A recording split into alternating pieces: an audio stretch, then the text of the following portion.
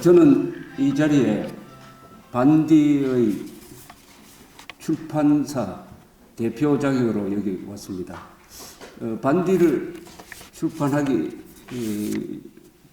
전후를 걸쳐서 또 다른 책을 하나 출판을 했는데 여러분들이 받은 I am still alive, 그래도 살아남았다는 책입니다.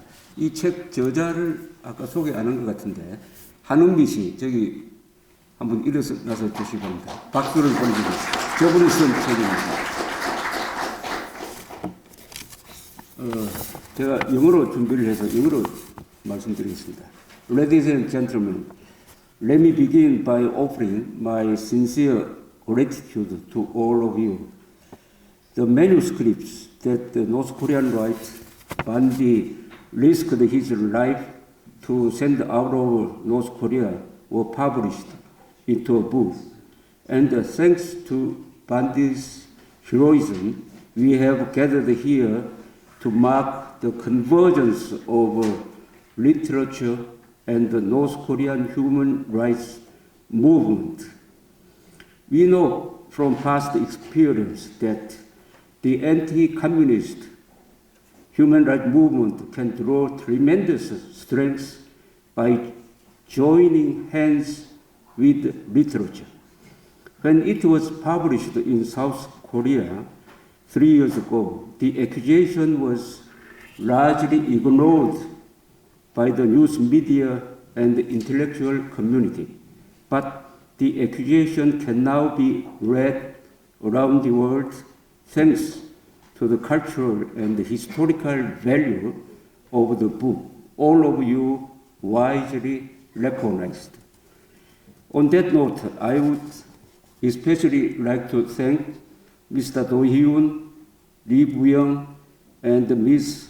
Barbara J. Jitwa.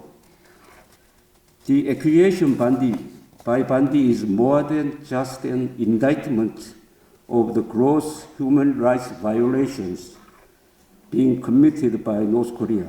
The book also points the finger at the South Korean intellectuals who tried so hard to ignore this book and refrained from criticizing the North Korean regime.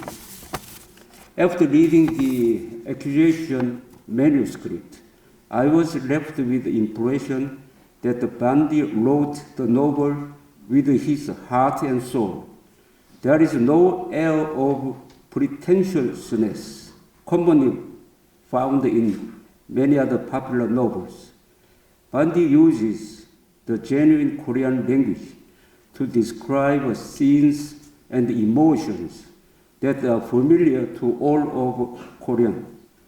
One of the advantages of Korean language is its ability to describe natural and emotional phenomena. The writing and printing of the accusation is proof that the North Korean totalitarianism, which tries to control even the emotions of its people, has failed to destroy the conscience of one man and the world citizens. The fictional state of Oceania that George Orwell, a writer I respect the most, created in his last novel, 1984, may not have become a reality in Europe, but such a state controlled by Big Brother is very much a reality in North Korea. The two novels have their differences. In 1984, the protagonist is executed after being brainwashed, but in the last sentence of the accusation, the hero calls on others to pull out those red mushrooms. Mushrooms means communism. Pull out those red mushrooms, those poisonous mushrooms from the ground and from the entire planet forever. At least in Bandi's imagination, a revolution has already begun in North Korea, seeking to topple the totalitarian regime. At the end of the book, Gandhi takes direct aim at the ghost of Karl Marx.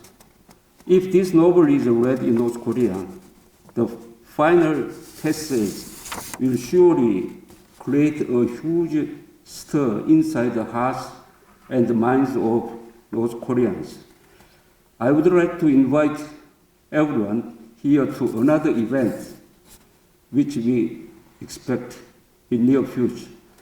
That event is to celebrate the publishing of the accusation in the North Korean capital of Pyongyang after the totalitarian regime there is toppled. I hope that Gandhi will be alive and well to be able to take part in that event with his real name. Once again, I would like to thank all of you for sharing this hope with me. Thank you very much.